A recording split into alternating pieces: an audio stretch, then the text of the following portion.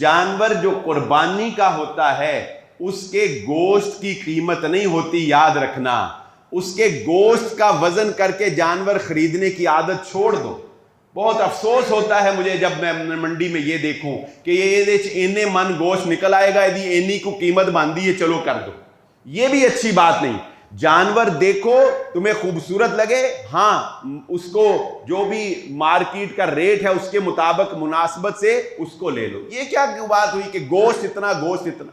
तुमने कोई तिजारत करनी, तुमने फरोख्त करना है, या सारा गोश्त जो है तुमने तोल के किसी को बेचना है?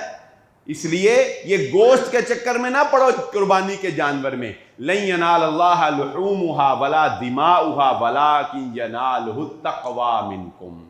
जो चीजें तकवे को खराब करती हो उनको खत्म किया करो। ये वजन करके जानवर, जी मेरा जानवर इतना वजनी, ये मुकाबला हुआ ना ज़रई यूनिवर्सिटी के अंदर, ये इतना वजनी जानवर, ये पहले नंबर पे आया, ये दूसरे नंबर पे, ये तीसरे नंबर पे। और अल्लाह के बंदो, क्या पता जिसे दुनिया में तुमने 35 लाख का इसलिए खरीदा है कि वो दुनिया के मुकाबले में अपने वजन में 1 नंबर पे आया।